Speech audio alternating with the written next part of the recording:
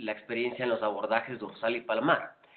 La fractura de radio distal es la más común de todas las fracturas, aproximadamente 600,000 fracturas anuales se ven en emergencia.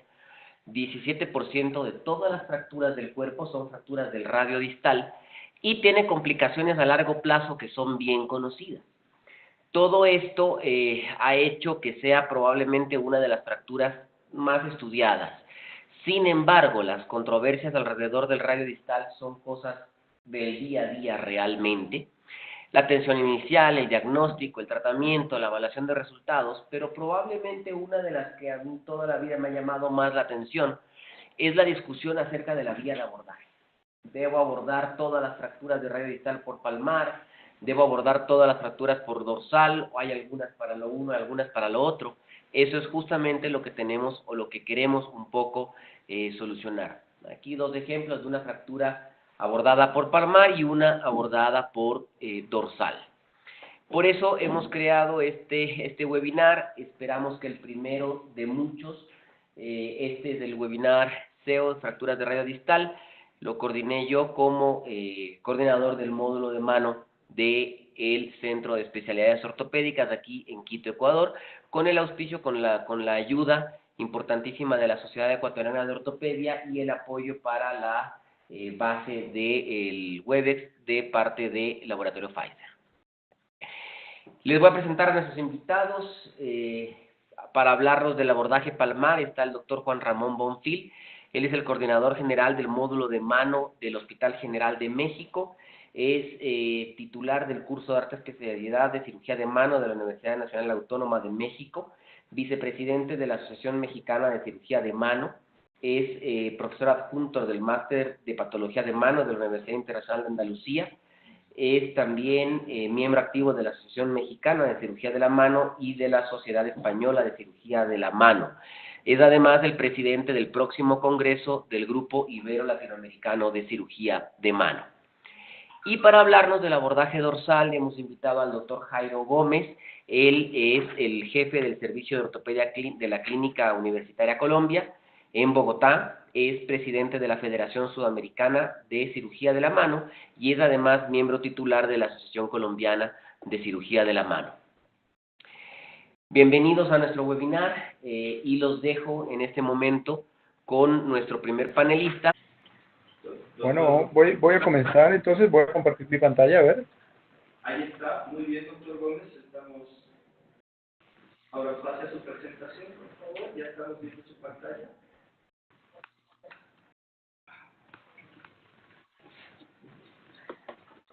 Perfecto, ya vemos su pantalla. Gracias.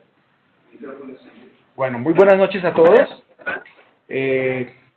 Bueno, está bien que comencemos por la vía dorsal, la más antigua, la más... fue muy usada por muchos años, ahora no se usa tanto, pero sigue teniendo sus indicaciones muy importantes.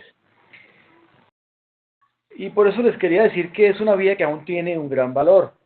Les quería compartir un poco sobre que por vía dorsal nosotros podemos tener un acceso completo hacia la articulación, que por vía dorsal, por vía palmar, usualmente no la podemos ver. En cambio, por vía dorsal sí, eso nos permite. Y además, digamos que los ligamentos que nos estabilizan el carpo, los ligamentos que son radiocarpianos, son principalmente palmares. Los ligamentos dorsales no son tan importantes en ese caso y nos permite a veces tener unos accesos a la articulación mucho más complejos.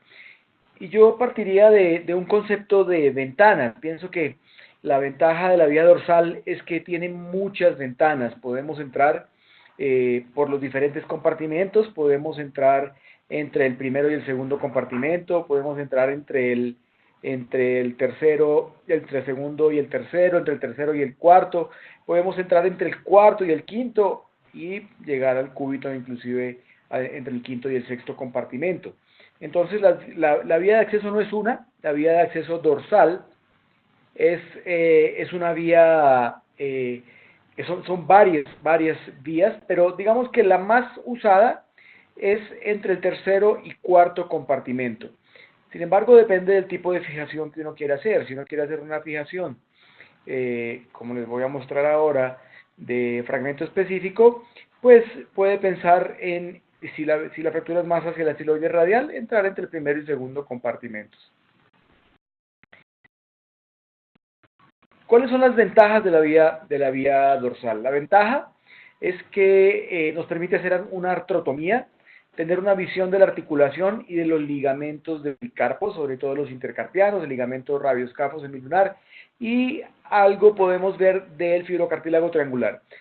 Claro que la visión no es la misma que tenemos por artroscopia. La artroscopia nos da una visión un poco más amplia, pero hacer la vía dorsal nos permite colocar injerto en la zona de convolución dorsal. Era una cosa que hacíamos muchísimo. Ahora con las placas bloqueadas no ponemos casi injerto o sustitutos.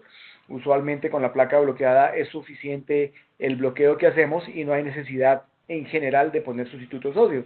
Inclusive ahora hay gran cantidad de placas dorsales que son también con tornillos bloqueados, y eso nos da buena estabilidad, y en general uno podría pensar en no colocar injerto. Nos permite desimpactar fragmentos óseos articulares. Con frecuencia tenemos fragmentos óseos articulares que están muy impactados y no es fácil desimpactarlos. Cuando hacemos con artroscopia ponemos clavos tipo joystick sobre los diferentes fragmentos y tratamos de desimpactar, pero no siempre todo se puede desimpactar.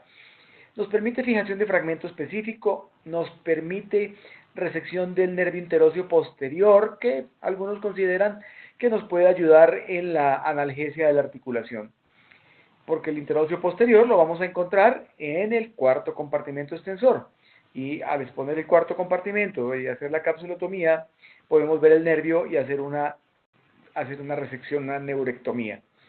Y si la artroscopia no está disponible, y no está disponible en todos los centros de atención, pues el hacer una vía dorsal en ciertos casos, donde tenemos una impacción de fragmentos articulares, nos permite hacer eso. Y esta es la imagen que les quiero mostrar. Esto es lo que nos permite hacer la vía dorsal. Se hace una vía dorsal amplia, hacemos una buena capsulotomía y podemos ver las carillas, ¿sí? La carilla semilunar y la carilla escafoidea, y usualmente si operamos con lupas, que nos da una visión de profundidad bastante buena, se puede ver gran parte del fibrocartílago triangular. ¿Qué desventajas tenemos? La prominencia del material. Realmente no hay una cobertura de tejidos blandos. Por palmar tenemos el pronador cuadrado que nos cubre la placa, y si hacemos un buen colgajo pues no hay ningún problema, pero no me voy a meter mucho en ese tema. Pero en la vía dorsal tenemos los tendones extensores en sus compartimentos casi adosados al hueso, y si ponemos una placa pues los tendones podrían tener roce con la placa, y eso nos puede llevar a rupturas tendinosas. Y cuando se desarrolló la vía palmar se dijo, no, es que ahora sí ya no se nos van a romper los tendones. Pues nada más falso, se siguen rompiendo por otras razones, pero se siguen rompiendo. Ya Juan Ramón nos podrá hablar un poco de eso. Y con frecuencia hay prominencia del hardware, prominencia del material, y hay que hacer una reoperación para retiro de placas y tornillos con bastante frecuencia. Cuando se hace la vía palmar, quizás no. Cosas importantes a realizar. Las cosas más importantes a realizar es que tenemos que tratar de hacer un colgajo de toda la retinácula dorsal, como lo vemos acá, y ese colgajo lo vamos a poner debajo de los tendones del cuarto compartimento extensor, y eso nos va a permitir que los tendones, se hace un doble colgajo, uno que va por debajo, otro que va por encima, para mantener la polea del cuarto compartimento.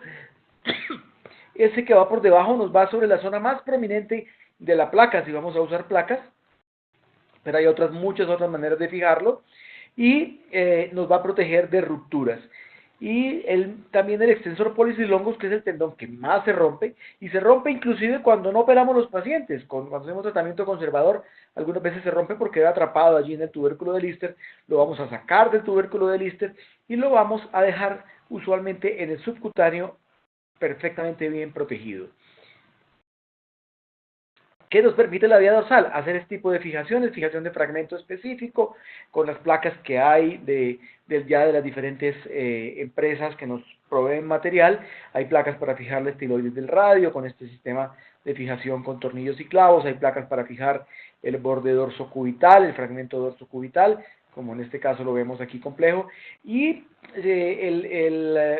hay grandes autores, grandes ortopedistas, cirujanos de mano, que prefieren este tipo de fijación a las placas palmares, porque nos da una mejor reconstrucción articular, nos permite que podamos ver la articulación y hacer una mejor reconstrucción articular.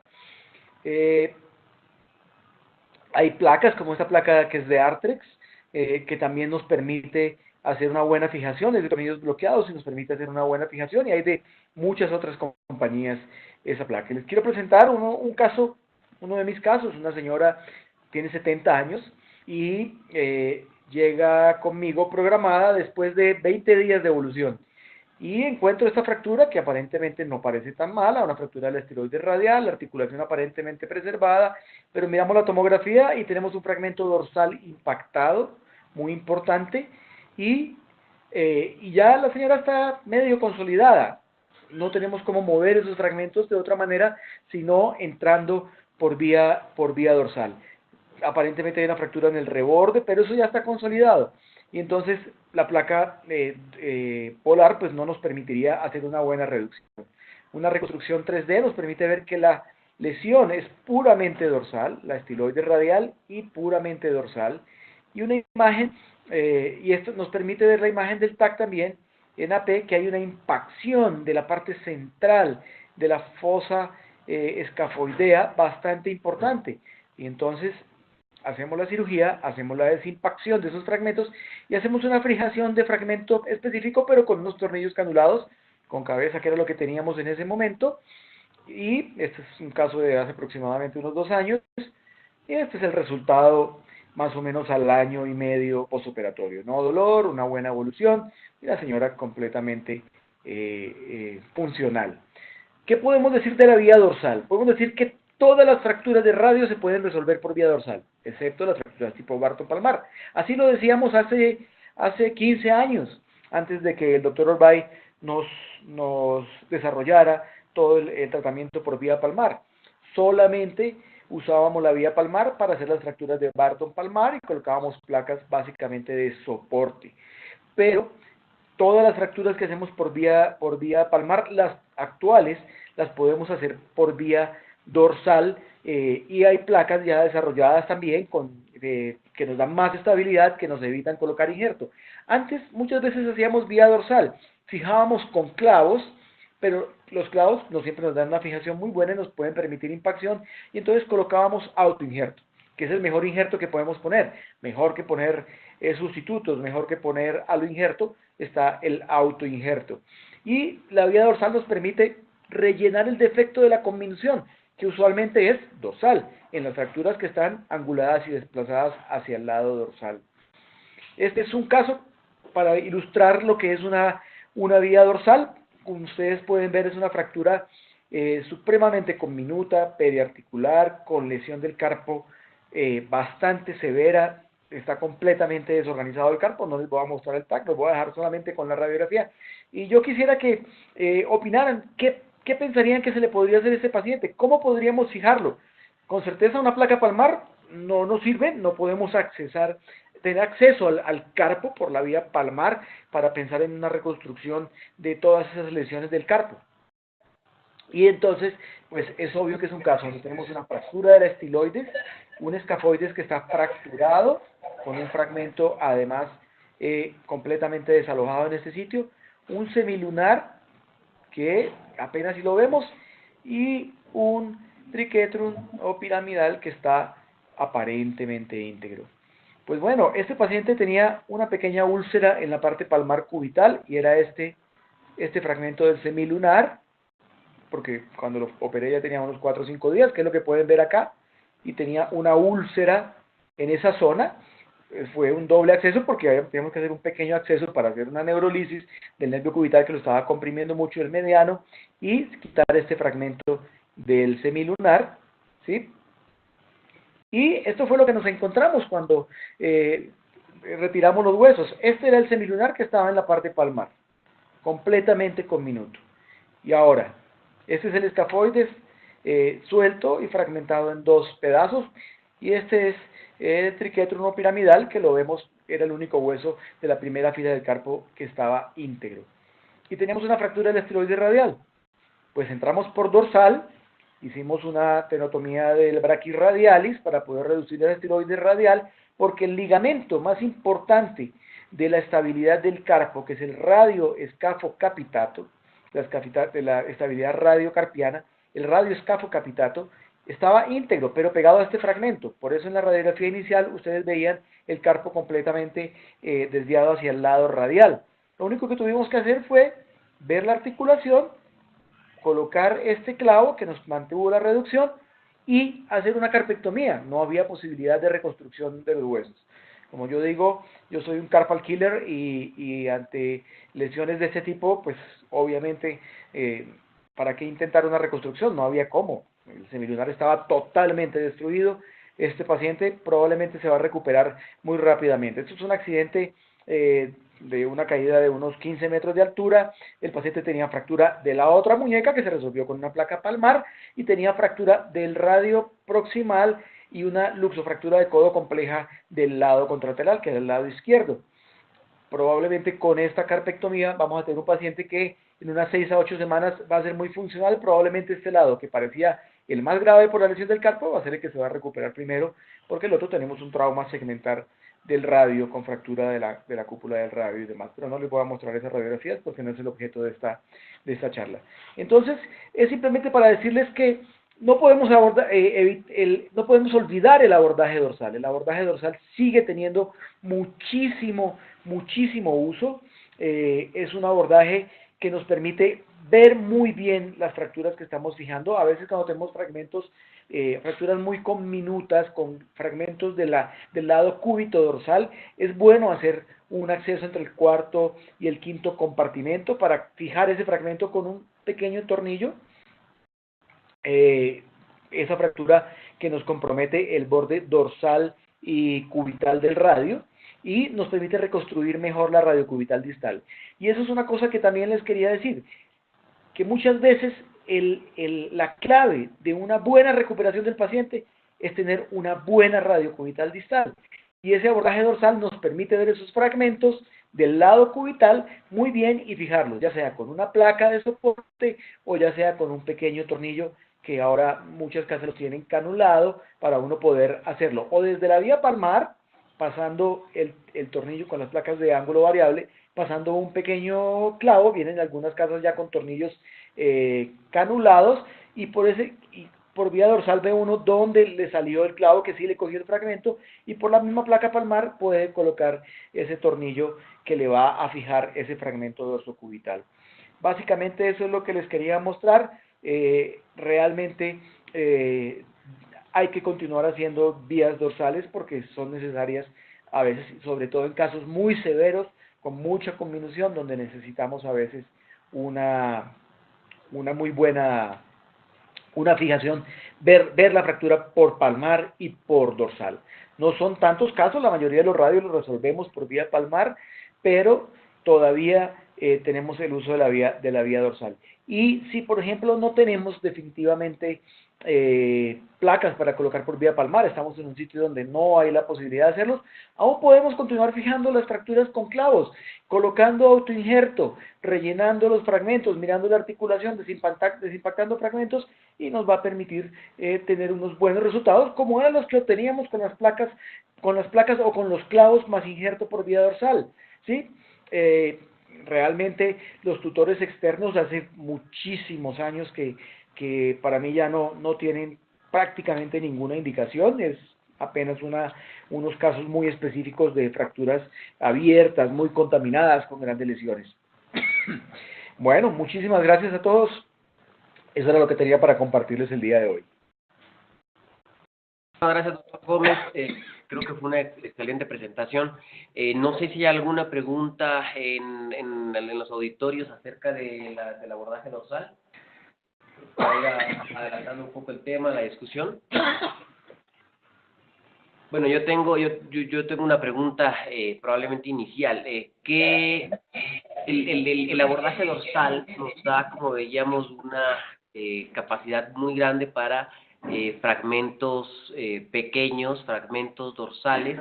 Creo que es un abordaje que no debe eliminarse del armamento del cirujano de mano, porque realmente da una ventaja gigantesca. pero ¿qué tan frecuente ha visto usted, doctor Gómez, la lesión de los tendones extensores, que probablemente es la que más llevó a la preferencia por la palmar? Pues desde que bien hecho y bien realizado, no hay mucho problema. Antiguamente poníamos aquellas placas en T de 3.5 que tenía cintes, era lo que usábamos cuando usábamos placas. Hace poco un cirujano de mano más joven vino y me trajo una radiografía y me dijo, mira la cosa tan terrible que han hecho, mira esta placa que le pusieron. Yo le dije, pero ¿qué fue lo terrible? Esa era la placa que usábamos hace 15 años y era eso lo que poníamos. Desde que se haga una buena cobertura con la retinácula por el dorso, el riesgo es muy bajo. Pero sí hay que con frecuencia entrar a retirar el material para evitar rupturas. Sí, inclusive por vía palmar, cuando tenemos que poner una placa que nos queda muy distal, que tenemos que ponerla muy distal por combinación, pues también a veces hay que pensar en retirar el material de manera temprana. Entonces, pero por vía dorsal, con certeza, hay que retirar el material, pero con muchísima frecuencia. Si pusimos placas, si colocamos tornillos, si ponemos clavos, ¿sí? Si hay fijación de fragmento específico, que son unas placas un poquito más anatómicas, quizás no hay necesidad de retirarlas. Sí, algunas veces podemos tener una ruptura, sobre todo el extensor largo del pulgar, pero una placa con un colgajo bien desarrollado, no. Les recomiendo que algunas de las imágenes que les presenté de la parte anatómica son de un video que tiene Arthrex de la vía dorsal. Les recomiendo que entren a la página de Arthrex y miren ese video, porque les va a dar todos los tips para realizar una muy buena vía dorsal, que les va a permitir hacer una buena cobertura de la placa y evitar las rupturas. Bueno, no sé si hay alguna pregunta en alguno de los auditorios, Hospital Los Seivos en Guayaquil. Hola. Entonces, tengo una pregunta para Jairo.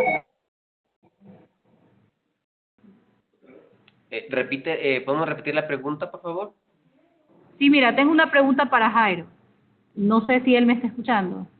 Sí, te escucho. Hola Jairo, ¿cómo estás? Saluda Vilma desde Guayaquil. Hola, Vilma. Mira, mi pregunta es si cuando tú haces un abordaje dorsal, tienes la necesidad de levantar las correderas. Posterior, cuando ya cierras, reparas, ¿has tenido alguna complicación en cuanto a organización anatómica?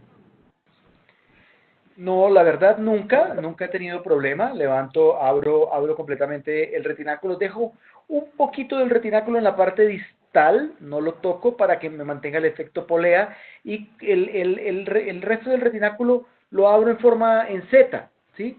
Lo abro básicamente así, para que después, lo abro de esta manera, lo tengo más o menos así como de esta manera, ¿sí? Lo abro en Z y me quedan entonces dos colgajos, que después uno lo paso por debajo de los tendones y el otro por encima para reforzar esa retinácula dorsal. El pasarlo por debajo del cuarto compartimento nos permite proteger la placa, o sea, tratamos de que ese colgajo nos quede protegiendo la parte más prominente de la placa en la parte más distal. Y es realmente bastante efectivo, es muy efectivo. Ok, Jairo, muchas gracias. Gracias, Vilma. Vamos con Cuenca, al Hospital del Río.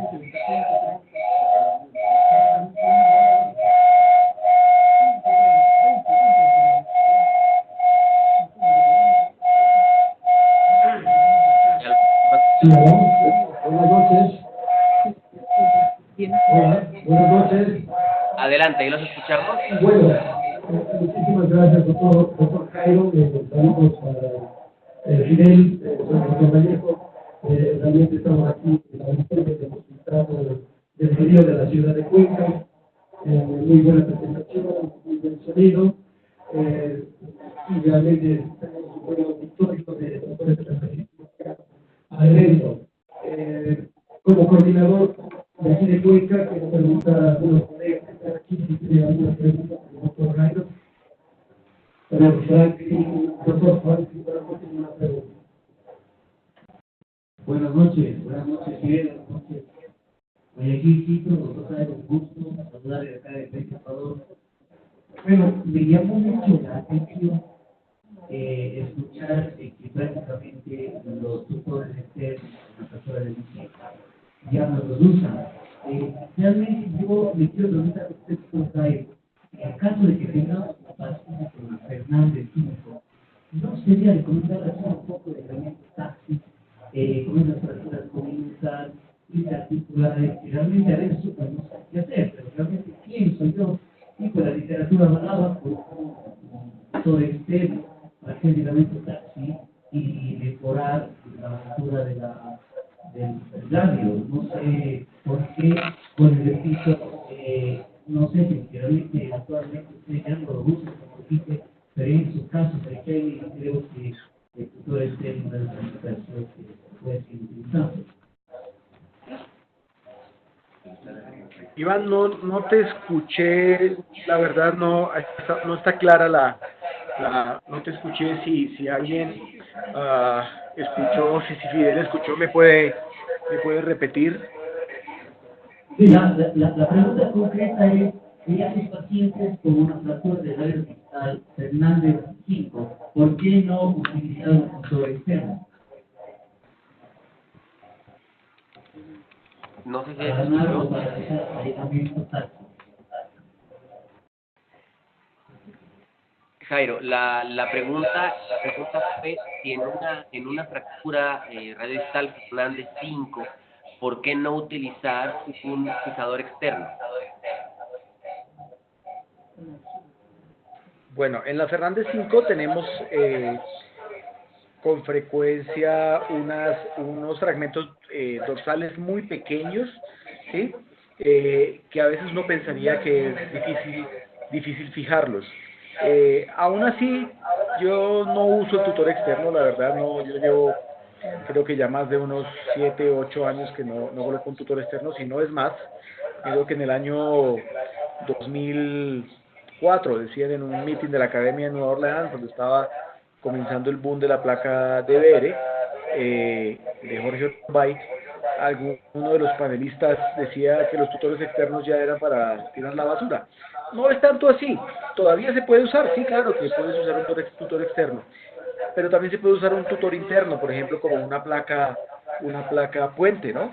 Desde el tercer metacarpiano hasta el radio, por ejemplo. Es una opción, según oí recientemente en Inglaterra, es una opción que usan para ese tipo de fracturas conminutas con luxación y con inestabilidad ligamentar, donde se consiguen unos buenos resultados. Entonces, pues puedes no usar tutor externo, el tutor externo déjalo para fracturas con gran contaminación, pacientes que tienen accidentes a veces agrícolas, con maquinaria y demás cosas, y que tienes una gran contaminación y no quieres ponerle algo que se vaya a infectar.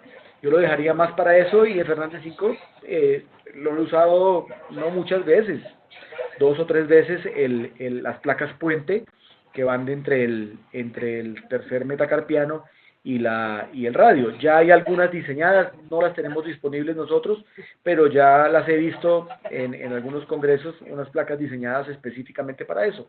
Y haces un tutor interno donde al paciente no le vas a dejar nada expuesto y menos riesgo de infección, ¿no?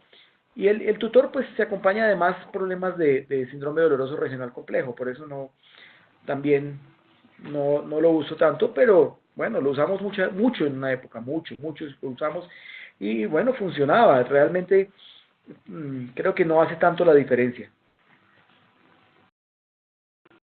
Ok, bueno, creo que vamos con la presentación del doctor Bonfil para luego terminar con nueva ronda de preguntas. Vamos, doctor Juan Ramón.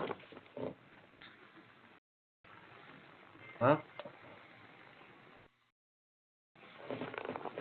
Sí, ya se ve la presentación. Sí, Perfectamente. ya escuchamos. Bien. Un saludo y agradecer al doctor Fidel Cayón. Estoy en la Ciudad de México, todavía en pie. Y bueno, la verdad es que hablar del abordaje palmar o el dorsal es un gran problema, pero a final de cuentas, como dice un viejo maestro aquí, ni todo lo nuevo es bueno, ni todo lo viejo es malo. El asunto es que no nos queden los pacientes como los que estamos aquí viendo en estas diapositivas, hablando ahorita de los fijadores. Vean ustedes el pobre semilunar donde está y nunca pudieron hacer la reducción. este paciente fue una tragedia, y en la imagen del lado izquierdo, la verdad es que no tengo idea qué fue lo que quisieron hacer con este paciente, porque están las placas una volteada y la otra no. Entonces, bueno, el asunto en esto es que desafortunadamente el cuerpo, en este caso la muñeca, la mano, no viene con instructivo para que nosotros podamos seguir esas instrucciones y ver qué es lo que tenemos que hacer. Es deseable, en la medida de lo posible, tratar de manejar estas cosas y tener un entrenamiento primero en cadáver, como en esta diapositiva, y posteriormente ya utilizar en nuestro abordaje o la técnica que sea en nuestros pacientes. ¿Cuándo usamos el abordaje palmar? Bueno, aquí evidentemente lo estamos utilizando para las fracturas de tipo B o C. Yo normalmente utilizo la clasificación de la O, no utilizo tanto la de Fernández y Júpiter, y nosotros utilizamos en una FEDRA en la clasificación B o C para este tipo de pacientes. Realmente considero que utilizar una placa palmar en una fractura tipo A sí se ve muy bonita en una diapositiva para presentarles a ustedes, pero realmente no vale la pena hacer esto. ¿Qué es muy importante? Bueno, nosotros tenemos que tener, si es posible, una reconstrucción tridimensional de lo que tiene nuestro paciente, y qué mejor si logramos ver la superficie articular para darnos una idea de qué es lo que vamos a tratar o intentar de reponer, y en la medida de lo posible hacer nuestra reconstrucción y que ésta sea lo más anatómica posible para que tenga un buen resultado nuestro paciente y una vida lo más parecida a la que tenía antes. ¿Por qué usar el abordaje palmar? Bueno, creo que aquí vamos varias cosas de lo que decía Jairo. Por supuesto que no está en desuso, y ahorita verán por qué lo menciono. Tenemos una mejor cortical, no es que sea una mejor cortical, es mucho más gruesa la cortical que tenemos en la palma, en la parte, en la región volar. Las placas, vamos a decir, modernas, de bajo perfil, de ángulo fijo, de ángulo variable, con mucho más pequeñas que las de 3.5, que como decía Jairo, sí la ven los recientes y se asustan ahora, pero es lo que teníamos. Entonces, estas placas nuevas nos permiten una mejor fijación, cumplen otra forma de biomecánica, menos lesión tendinosa, es un poco entre comillas. Aquí el problema que tenemos es cuando los tornillos sobrepasan a la cortical posterior, y tenemos que recordar algo. Estos tornillos, no todos, Sinter sí lo maneja así, y me parece que Acumed, algunos de sus pernos no, son incluso lisos, y para no tener una lesión en esto. Pero el resto de los tornillos o pernos, como les llaman las casas, son tornillos que tienen un filo para hacer su canal, no tenemos que machuelearlos. Y esto de que no tenemos lesión tendinosa, pues no, justo como decía Jairo, sí tenemos lesiones tendinosas, pero dorsales, curiosamente, igual que la otra. La verdad es que en el otro sentido, si no respetamos la línea de las olas, que no sé ustedes, pero bueno, es así como al principio, como ciencia ficción, porque no ve uno dónde está. Realmente Jorge Orbay la encontró y dijo que estaba ahí, pero en muchas ocasiones, sobre todo cuando es una fractura muy reciente, es difícil encontrarla, y es en los casos en los que podemos tener un problema con el implante. Yo realmente no lo retiro, los he llegado a retirar, sí, pero por una mala técnica en la cual algún tornillo tengo un poquito de disminución de mi reducción, y el tornillo llega a estar cerca de la articulación, y eso nos condiciona esto. Se supone que lo que vamos a tener con un abordaje palmar es una mayor probabilidad de una lesión nerviosa. Actualmente yo, para fines prácticos, no veo ya el nervio mediano a la hora de incidir mi abordaje. Ahorita les mostraré cómo lo hago.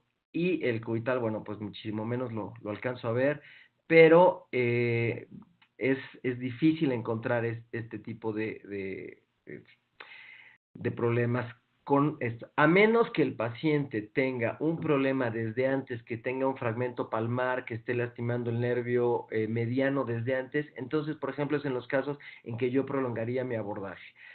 Henry describió este abordaje en 1973 y lo modifica Jorge Orbay en el 2000, que es cuando empieza el boom con este tipo de implantes. Y bueno, se utiliza para todo este tipo de cuestiones, fracturas desplazadas en el área palmar, menciona aquí descompresión del nervio mediano y las fracturas y luxaciones radiocarpianas.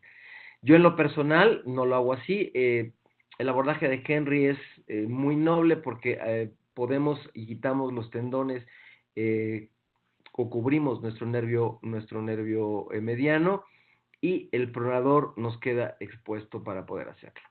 ¿Cómo lo hago yo? Van a decir, bueno, ¿por qué pusiste la foto del final ya cuando están suturando? Bueno, porque no tenía una foto justo antes. Lo hago en zigzag, utilizo prácticamente la técnica del Dr. Orbay. Lo primero que hago es desinsertar el brachios radialis o supinador largo. Ese es lo primero que hago para poder tener una visión. Posteriormente hago una liberación del primer compartimento y aquí nada más lo que se los quiero mostrar, no por los tornillos. ¿Sí me escuchan? No, no me escuchan, perdón. Te escuchamos Bueno, perfectamente, doctor. ¿sí me escuchan? Perfectamente. Ok. Entonces, lo que quiero que vean aquí es cómo está prácticamente libre toda la parte de el lado radial, valga la redundancia en el radio, y esto nos permite poder hacer una reducción mucho más fácil. Yo libero el compartimento, el primer compartimento dorsal, lo separo totalmente del radio, desinserto el supinador, y esto me permite poder hacer un mejor abordaje y una mejor reducción. Vean ustedes aquí cómo la placa está perfectamente expuesta y esto nos permite ver que todo el lado radial podemos hacer una reducción. Ojo, no es que nosotros tengamos que tener únicamente el lado radial, justo el lado cubital también tiene su chiste el manejarlo. Vean ustedes, aquí es otro ejemplo en el cual nosotros estamos haciendo toda la apertura o toda la separación del tejido sobre el lado radial. Ya desinsertamos obviamente el pronador que está ahí a un lado del cúbito y ya posteriormente colocamos nuestra placa. En la medida de lo posible, yo lo que recomiendo o lo que me es más fácil para además después no tener problemas posteriores es iniciar con la columna cubital. Si nosotros no tenemos o no hacemos una buena fijación en la columna cubital, esa fractura vamos a tener una compresión después, vamos a tener un desplazamiento y aunque tengamos la placa más cara y más bonita para estas cosas, no va a funcionar. El doble abordaje, como mencionaba Jairo, por supuesto que se sigue utilizando. Yo trabajo en la seguridad social en mi país y en la cantidad de trabajo que tenemos a veces es muy importante y no tenemos los tiempos para operar al paciente con la premura que se debiera. Entonces, utilizo en estos casos el doble abordaje. No uso clavos Kirchner para hacer mi reducción, ya sea inmediata la fractura o después. No suturo el supinador largo y no sé ustedes, la verdad es que muchas veces es muy complicado suturar el pronador redondo, si bien es cierto que es uno de los estabilizadores musculares más importantes de la articulación radiocubital distal, no lo suturo porque muchas veces, y sobre todo si es una lesión que no es reciente, es mucho más complicado. Hago este triángulo en la parte posterior para poder hacer la reducción y eso es lo que manejo. Estos son ejemplos diferentes de estos. Aquí tenemos un die punch muy clásico en el cual nosotros tenemos que hacer la reducción lo más anatómica posible para poder tener una recuperación importante con este paciente. Una fractura oblicua larga, oblicua larga, en la cual necesitamos poner una placa palmar con la suficiente longitud. Como pueden ver en la imagen del lado derecho, no están interarticulares los clavos. Esta es una gran discusión que tengo a menudo en mi hospital porque siempre los médicos que no están familiarizados con esto dicen, es que te quedó todo interarticular. Y esta es una fractura 23C3, en la cual ahí tenemos una combinación muy importante. Este es por la parte dorsal, no era reciente, tuve que despegar todos los tendones en la parte posterior, los extensores. Aquí teníamos una laja, que la cual hice la reducción, la mantuve con este tornillo, y posteriormente, si ven ustedes con un poquito de atención, está colocada la placa, están dos tornillos sujetando el fragmento, y justo en el borde radial, por donde está el separador pequeño en la parte superior derecha, ven ustedes como a un lado, ahí vemos que nos quedó un espacio, hubo que rellenarlo con injerto. Realmente con este tipo de placas, igual que Jairo, no uso mucho injerto, pero hay algunos casos como este en los que evidentemente la brecha que nos queda es muy importante y la necesitamos utilizar. Vean ustedes cómo se observa en la imagen de las radiografías que está esto con una falta de hueso importante. La placa está muy medializada, muy hacia el cúbito.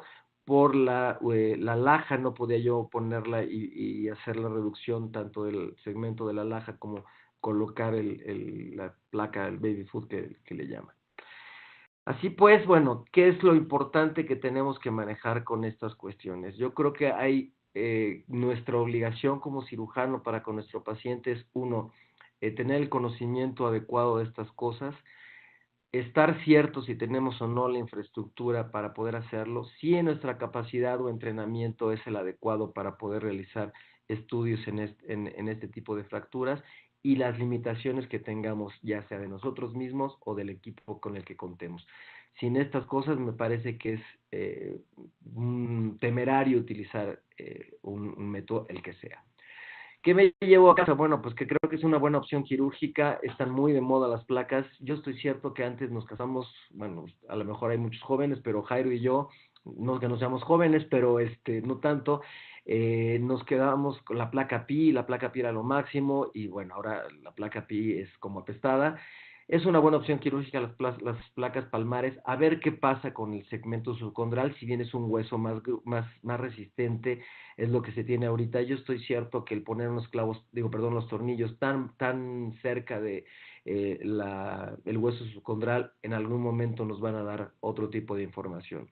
Y como dijo el doctor Gómez, hay que saber individualizar el tratamiento. No todos los pacientes que vamos a utilizar, a ponerles una placa palmar, se pueden utilizar las dos. Lo que mencionaba de la artrodesis temporal, yo la utilizo cuando el paciente no tiene el recurso para comprar una placa de ángulo variable de bajo perfil.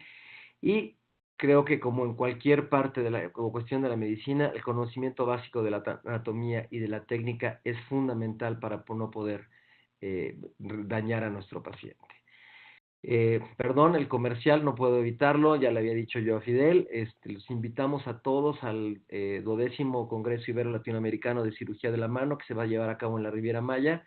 Van médicos ecuatorianos, va el doctor Jairo Gómez, va de muchos países. Después esto va a quedar en la web del doctor Cayón para que vean los profesores. Creo que tenemos un faculty muy importante y con gente muy avesada en muchísimos temas. Y pues la invitación está abierta para que nos acompañen. Así pues, un gusto y muchas gracias. No sé si tengan alguna pregunta. Perfecto, muchísimas gracias, doctor Juan Ramón Bonfil. Vamos a conectar un poco acá. ¿Alguna pregunta de por acá?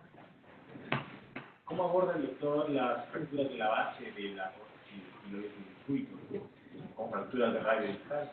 ¿Que las fija, no las fija o las deja como están sin tratamiento? ¿Se escuchó la pregunta? Sí las fijo, ya sea con unas agujas de Kirchner o con algún tornillo si tengo a la mano los tornillos, sí las utilizo. Perfecto. No sé si, bueno, primero recordarle a todas las personas que están conectadas a través del webinar que pueden enviar las preguntas por chat y vamos a tratar de irlas pasando. Quiero mandar un saludo a Bolivia, tenemos varias personas de Bolivia y las personas que están conectadas en otros países, pues sí les pediría que por favor nos comenten de dónde están conectados. Tengo entendido que tenemos una pregunta en Guayaquil. Vilma, si puedes por favor ayudarnos. En este momento te doy paso.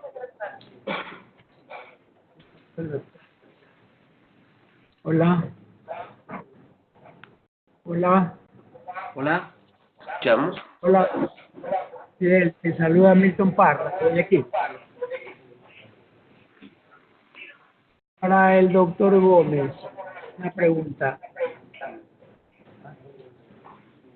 La superficie irregular dorsal no le provoca, no le impide el adosamiento de la placa, como lo demostró Orbay, que la superficie palmar es plana, lo cual daba a las lesiones ligamentarias.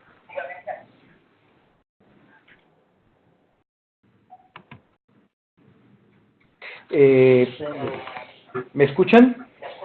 Sí, Sí. perfectamente. Bueno, no, la superficie dorsal, digamos que tiene una forma convexa y pues ahí las placas actuales están diseñadas, están diseñadas de manera anatómica para esa zona convexa.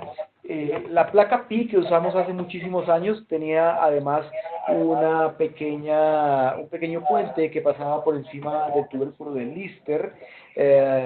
El doctor Orbay también desarrolló una placa para colocar por vía dorsal, que era una placa endomedular, que lo que hacía era retirar el tubérculo de Lister y por el defecto que dejaba el tubérculo de Lister ponía la placa, le llamaba la placa lisa, era la placa lagartija y también era una placa bloqueada, pero era más como un clavo endomedular. Y él no pegó tanto este sistema, otros desarrollaron algo parecido, pero no fue un tema que se difundió tanto finalmente por las grandes ventajas que le dimos a la placa palmar. Pero sí, es un poco irregular la superficie, por eso uso muchos tornillos, muchas placas muy pequeñas que van sobre corredores, que son más o menos planos, cuando se hace la fijación de fragmento específico. Realmente placas grandes dorsales, como la que les mostré de Artrex, yo ya no uso por vía dorsal. Realmente prefiero usar pequeñas placas de fijación de fragmento específico, para evitar esa anatomía que es completamente un poco irregular ahí en esa zona. Y en algunos casos retiro el tubérculo de Lister y si tengo fragmentos impactados, ese mismo tubérculo lo uso de injerto para que me sostenga esos fragmentos impactados. Sí, completamente de acuerdo, pero es de mayor utilidad cuando hay compromiso específico de una de las tres columnas, ¿verdad? Porque si tienes una fractura muscular al inicio, difícilmente la vas a poder reconstruir y fijarla. Hoy en la actualidad se utilizan específicamente plaquitas para cada una de las columnas y yo creo que ahí es de mucha utilidad como la es hospital. Sí, claro que sí.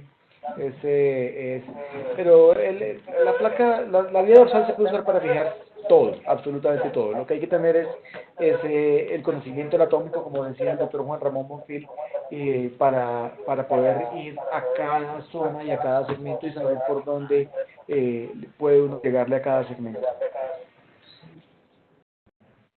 Perfecto, muchísimas gracias. Vamos con el Hospital del Río en Cuenca, que también hay una pregunta.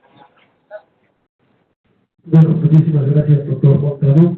Realmente el abordaje palmar, yo creo que las diferentes distinciones que existen, sobre todo aquí en Cuenca y la mayoría utilizan la cetaplastía y ha dado muy buenos resultados, sobre todo con la distinción de ejemplo, en la que, bueno, tenemos algún equipo de trabajo en lo que hacemos bueno aquí en la ciudad de Cuenca.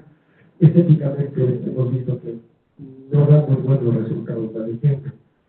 Bueno, pero en cambio el acceso al abordaje efectivamente da muy buenos resultados para llegar a toda su extensión y reducir una fractura de radioestado. Algunos colegas que tengan alguna pregunta, por favor. ¿Alguien quiere realizar alguna pregunta? Tenemos dos preguntas vía chat. Voy a darle el paso a Augusto González, nuestro host, que nos va a ayudar con estas preguntas. Buenas noches. Las preguntas para el panel son del doctor Luis Vaca. ¿Qué porcentaje del abordaje dorsal presenta parestesias y qué recomendaciones da a los pacientes si esto se presenta? Y el doctor Cristian Ochoa desde Cuenca decía que en las tipo A no es adecuado. ¿Cuáles son las opciones que recomiendan?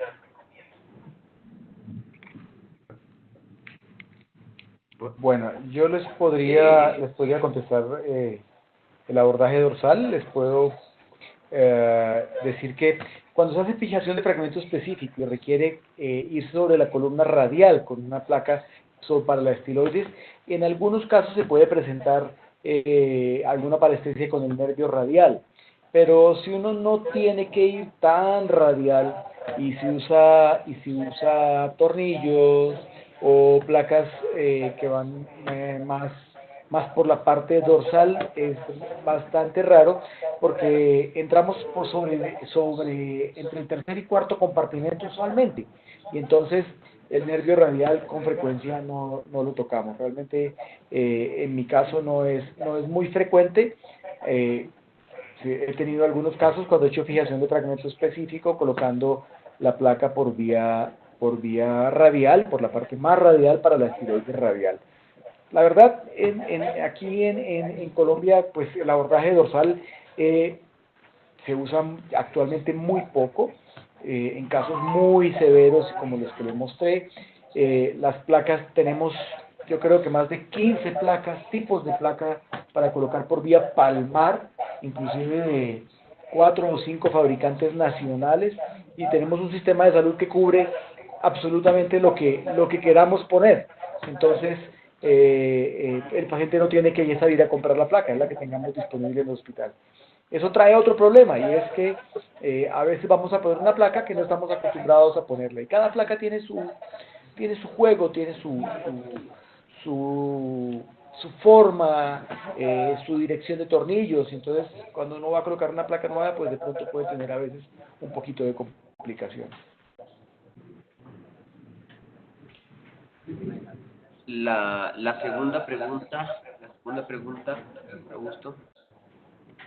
Era del doctor Ochoa.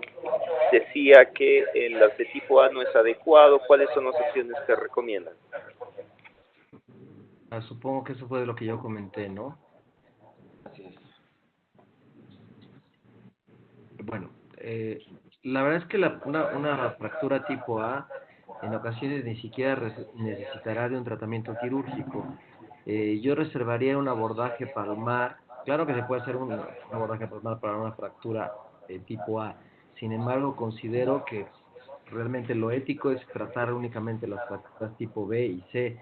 Y después de lo que dijo Jairo, que me da envidia que tengan 15 tipos de placas, aquí realmente contamos con para fines prácticos, con 4 o 5 tipos de placas, o sea, sí lo formales, porque el resto son hechizas o son copias. O sea, tenemos la de Medartis, la de Acumed, de Puy y la Koenig, ¿no? Y de ahí en fuera ya lo que sea, pero ya es como un poco, insisto, hechizo. Pero sí creo que únicamente para las fracturas B o C es cuando podemos o debemos utilizar un abordaje palmar. Perfecto. Bueno, no sé si alguna última pregunta probablemente, o vamos haciendo un resumen, probablemente una conclusión. Creo que tanto el abordaje dorsal como el abordaje palmar son válidos, son un par de abordajes bastante adecuados, un par de abordajes que lo que sí es importantísimo, como ya se ha dicho, es conocerlos bien. Creo que depende mucho del tipo de fractura que tengamos, la opción que escojamos, y creo que todo cirujano de mano debería estar familiarizado dentro de lo posible con los dos abordajes para poder utilizarlos de manera adecuada según el tipo de fractura que tengamos. Quiero agradecer muchísimo a nuestros dos invitados, al doctor Juan Ramón Bonfil, al doctor Jairo Gómez, que aparentemente tuvo algún problema con el video. Tuve algunos problemas técnicos que tuvimos, sobre todo al inicio. Quiero pedir disculpas por aquello, pero creo que logramos solucionarlo de manera adecuada y pues creo que vamos saliendo adelante. Quedan todos cordialmente invitados para los próximos webinares. Por favor, estén atentos a las publicaciones. Ahí apareció el doctor Gómez, mil gracias. Gracias a ustedes, Fidel. Estaré tratando de email, WhatsApp y todas las formas de comunicación posibles. Estén atentas en el centro de actividades ortopédicas. Tenemos página de Facebook, tenemos también, tengo yo pues mi propia página dr.fidelcayón.com. Ahí voy a estar permanentemente publicando con la idea de justamente ir mejorando esto. Y centros de actividades ortopédicas en el Facebook también. Una vez más agradecerles a todos. Los dejo probablemente para una despedida, doctor Bonfil, doctor Gómez. Gracias Fidel, y al auditorio. Jairo, un gusto saludarlos a los dos, y bueno, pues nos veremos acá pronto en menos de 40 días, bueno, más o menos como 42 días. Gracias Juan Ramón, gracias a Iván en Cuenca, a todo el grupo en Guayaquil, todos los de Quito y los que participaron a través del chat. Ya nos veremos también nos veremos en la Ribera Maya. Vamos a disfrutar de la hospitalidad de Juan Ramón en la Ribera Maya. Que tengan una buena noche. Gracias. Bueno, por último quiero dejarlos con un saludo del doctor Esteban Santos, presidente de la Sociedad Ecuatoriana de Ortopedia, que nos ha acompañado hoy aquí en el auditorio de Quito. Doctor Santos. Bueno, a los amigos extranjeros, a todos los que nos han seguido, un abrazo cordial, un agradecimiento por la colaboración que han tenido. Realmente yo creo que este va a ser el punto de partida de este tipo de reuniones. Así es que agradecerte a ti, felicitarte, Fidel, invitarles a todos los colegas de las diferentes ciudades del país a mantener este tipo de reuniones. La CEOD está para promover y para apoyarlos. Gracias a todos y felicitaciones. Muchísimas gracias, doctor. Gracias. Por último, me faltaba un agradecimiento a Laboratorios Pfizer, que nos prestó toda la plataforma para poder hacer esta reunión. Gracias.